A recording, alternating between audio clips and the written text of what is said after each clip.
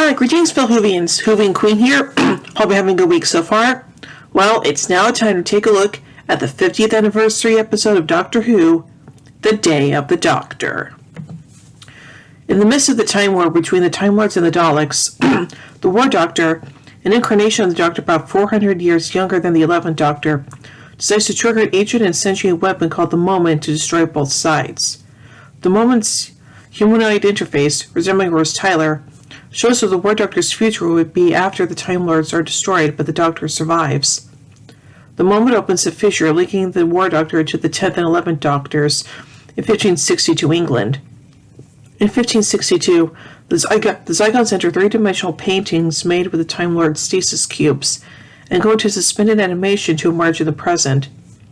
After breaking out of the paintings in the National Gallery in the present, the Zygons take the form of members of the military organization UNIT so they can utilize weapons and technology kept by UNIT in the Tower of London. UNIT head Kate Stewart starts a countdown for a nuclear warhead beneath the tower that will destroy the advanced technology along with London. The Doctors, unable to land a TARDIS in the tower, use the stasis cube technology to enter a painting. They exit the painting in the tower in the present and use UNIT's mind-wiping equipment to render the UNIT members of Zygons temporarily unaware which of them are which. The countdown is stopped and all present negotiate a peace treaty. The War Doctor, convinced that detonating the Moment will save many more lives in the long term, is returned to his time. The other two Doctors follow him with the intention of helping him detonate the Moment. When Clara insists that they do not destroy their people, the Doctors devise an alternative solution. The Doctors, aided by 10 of their other incarnations, plan to use the stasis technology to freeze Gallifrey in a pocket universe. When Gallifrey disappears, the Zoratic Dog warships would obliterate themselves in the inevitable crossfire. After Gallifrey disappears, the Doctors and Clara return to the gallery, unsure whether the plan worked. The War and 10th Doctors realize they will now remember what happened. They will continue shouldering the guilt. The War Doctor begins to regenerate after leaving.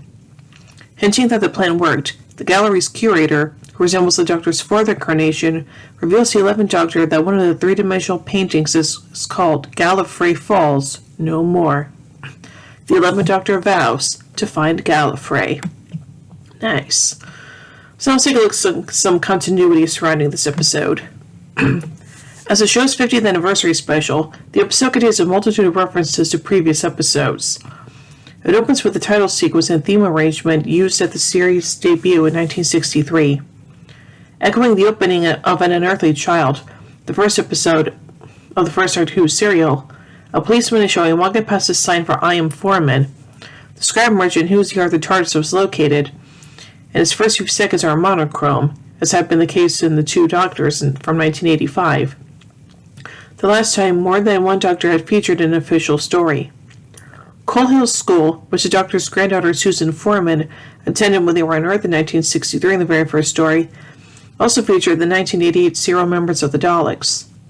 According to the school sign, the chairman of the school governors is now Ian Chesterton, one of the first Doctor's original three companions and a science teacher at the school, and the headmaster is W. Coburn, refers to St. and Anthony Coburn, who respectively directed and wrote An Unearthly Child. Clara rides out of Coal Hill School in the 11th Doctor's anti-gravity motorcycle from the Bells of St. John at 5:16, the time when Unearthly Child originally aired on BBC TV. The first broadcast began 1 minute 20 seconds after scheduled time of 17:15 GMT on November 23, 1963. When the TARDIS is picked up by UNIT, the call sign used by the helicopter to refer to UNIT as Greyhound Leader, reflecting that of Brigadier Lethbridge Stewart, whose daughter Kate is now portrayed as having his role as commander of UNIT. Lethbridge Stewart was a central character in the Third Doctor's era and also several of his successors, originally appearing in the Second Doctor serial The Web of Fear, and making his last appearance in Doctor Who in the Seventh Doctor serial Battlefield, which is also referenced. An image of the Brigadier is seen alongside images of various companions of the Doctor. The UNIT dating controversy regarding whether the Third Doctor era took place in the 1970s or 1980s is alluded to in dialogue by Kate Stewart, when she mentions that events occurred in the 70s or 80s depending on the dating protocol used. The 10th Doctor's era is also heavily revisited. His marriage to Queen Elizabeth I, mentioned in the Shakespeare Code and the End of Time, is finally depicted. The 10th Doctor mentioned the fall of Arcadian doomsday. When the 11th Doctor tells Clara that the situation is timey-wimey stuff, and the War Doctor ridicules him for it, the 10th Doctor remarks, "I have no idea where he picks that stuff up." The 10th Doctor originally used the phrase in Blink. When he leaves after learning of Trenzalore, the 10th Doctor remarks, "I don't want to go." His incarnation's final words from the End of Time. The 11th Doctor tells Clara that he always says that after his TARDIS leaves. The moment device was originally mentioned in the End of Time, but not been explored in depth until now, where it takes the form of Bad Wolf, a seemingly omnipotent being and personalization of the time vortex itself, which manifested in Rose Tyler when she absorbed the time vortex in the first series finale, The Parting of the Ways. During the negotiations with the Zygons, Kate mentions the cigarettes from the Christmas invasion. The Tower of London's Black Archive, containing alien artifacts collected by UNIT, has photographs of the Doctor's many companions. Additionally, Riversong's high heels from the Time of Angels in Flesh and Stone, the Masked Cancer from the second series finale Doomsday, a Supreme Dalek head from the first series finale The Stolen Earth and Journey's End, a Dalek Tommy gun from Daleks in Manhattan / Evolution of the Daleks, the restraining chair which held both the Master and the Doctor in the End of Time, and a Cyberman head are contained within the archive. Excuse me. The Vortex Manipulator in the archive was donated to UNIT by Captain Jack Harkness, a companion of the 9th Doctor who was reunited with the 10th Doctor on multiple occasions.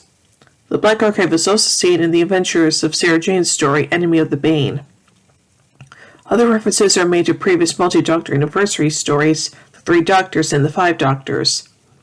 The 11th Doctor's dismissal of the 10th Doctor and War Doctor as Sancho's and Granddad, to mock their respective footwear and age, echoed the first Doctor's description of his 2 successors and the 3 Doctors as a dandiana clown. The War Doctor's initial incredulous reaction upon seeing his future selves also reflects this moment. Likewise, the timeline says, "I didn't know when I was well off. All 12 of them," which recalls the Brigadier's line for the 3 Doctors. 3 of them, eh? I didn't know when I was well off. More of the Brigadier's dialogue from the latter serial is alluded to when Kate asks for an incident report codenamed Cromer. The earlier story, upon being transported to another universe, the Brigadier initially believes himself to be near the coast of Norfolk town. A line from the first Doctor from the 5 Doctors is also reused near the end as the 10th Doctor tells the 11th, "It's good to know my future is in safe hands," which is first told the 5th in the earlier story. When the War Doctor appears, Clara remarks, "I think there's 3 of them," to which Kay responds, "There's a precedent for that," in reference to the 3 Doctors. Lines from past serial appear in the special.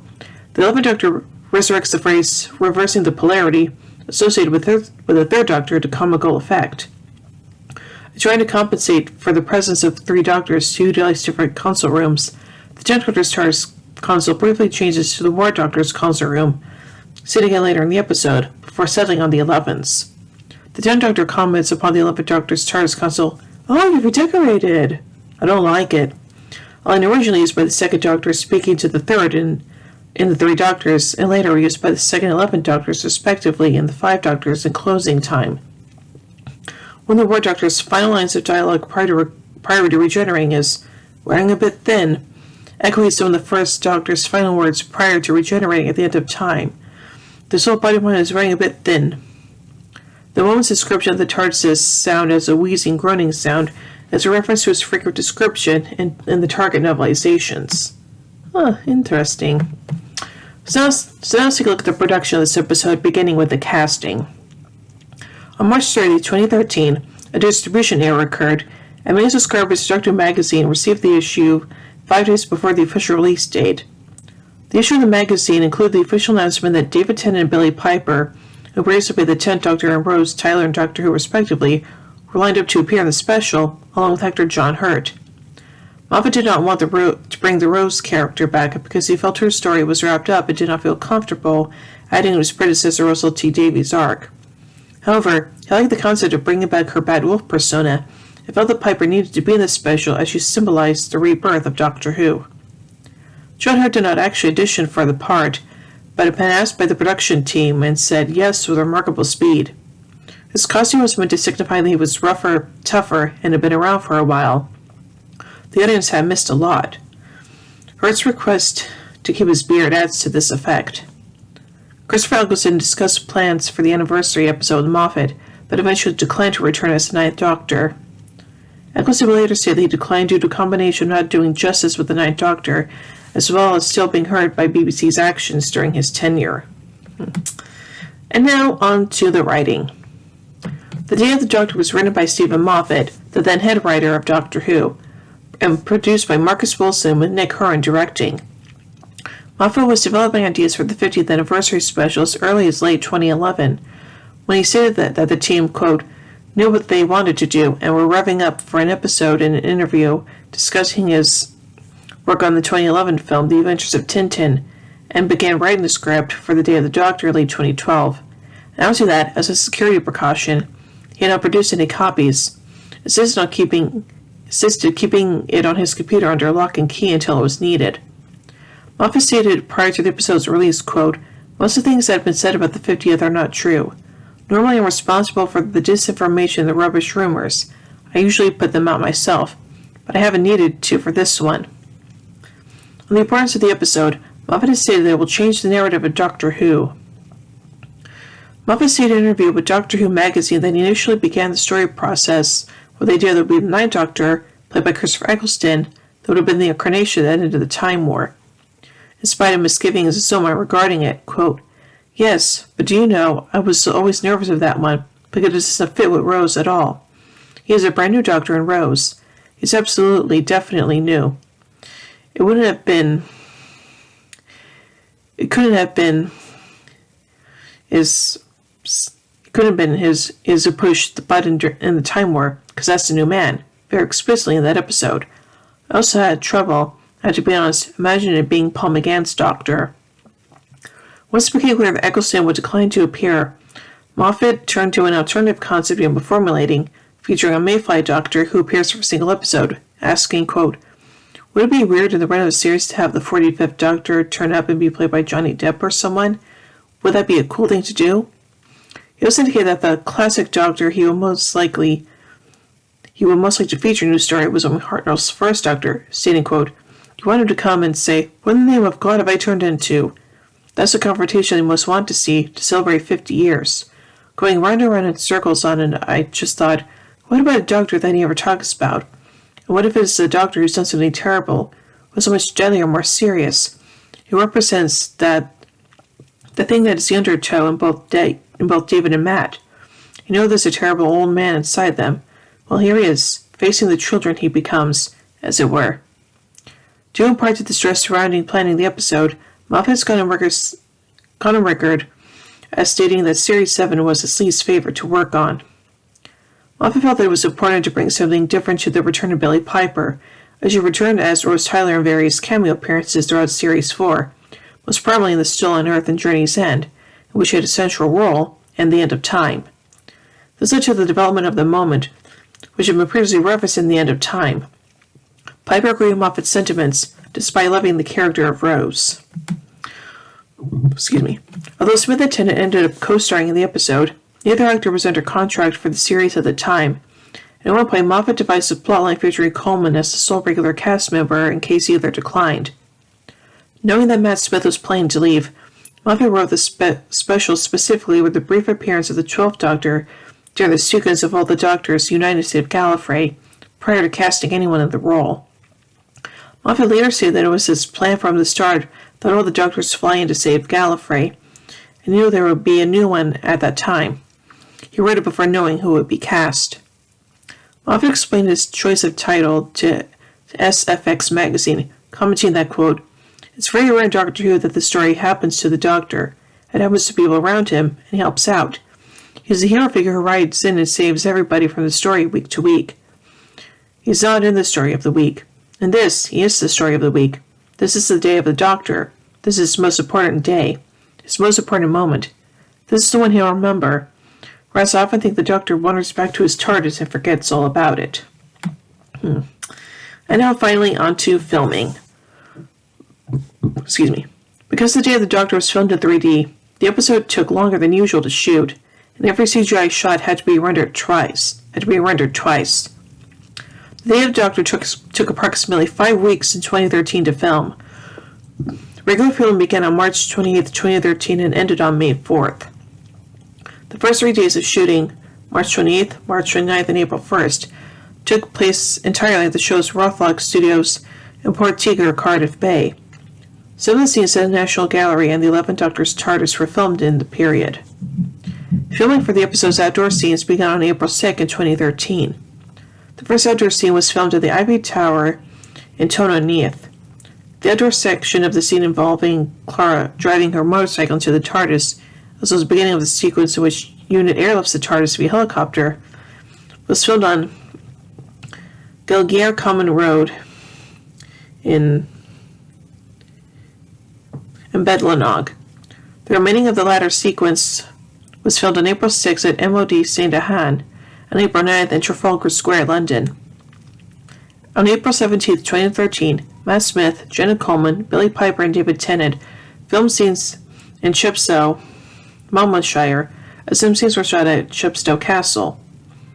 On May 2, 2013, scenes in Cardiff were being filmed for scenes that took place at Totter's Lane and Coal Hill School, locations which had previously featured in the first 1963 serial An Earthly Child, the 1985 serial Attack of the Cybermen, and the 1988 serial Remembrance of the Daleks. Filming for the special was completed on Sunday, May 5, 2013, with final days taken with the production of the special mini-episode The Night of the Doctor, which saw Paul McGann return as the 8th Doctor on television for the first time since 1996. The final piece of filming for the special took place on October 3rd, 5 months after principal photography wrapped, with Peter Capaldi filming his cameo, concurred with filming his official first appearance for The Time of the Doctor. Miniatures constructed by Mike Tucker and his company, the Model Unit, were used in filming for the Time War sequences, including the model of a Time Lord Staser cannon and the War Doctor flying his TARDIS into and subsequently destroying several Daleks. The Dalek models were 18-inch voice interactive toys produced by Character Options. The technique of using Dalek toys as models for filming was a common method of presenting entire armies in the classic series. Oh, interesting. So overall, this is just a really great anniversary special, and in my opinion, it's definitely one of the best, so yeah. So overall, I give The Day of the Doctor 5 sonic screwdrivers out of 5. Well, tune in next time as we take a look at the final 11th Doctor story, The Time of the Doctor. Well, hope you enjoyed this review. If you did, be sure to give it a thumbs up, share it around, and don't forget to subscribe and hit the bell icon to be notified about my videos. And if you help support my channel, then be sure to check out my Patreon page. Link is always in the description below. Anyway, until next time, this is Sylvian Queen saying, "Oh my giddy aunt! When I say run, run! I've a recipe for the neutron flow. Would you like it, Jelly Baby? Fantastic! Allons-y! Geronimo!" Bow ties are cool, fezzes are cool, and Stetsons are cool.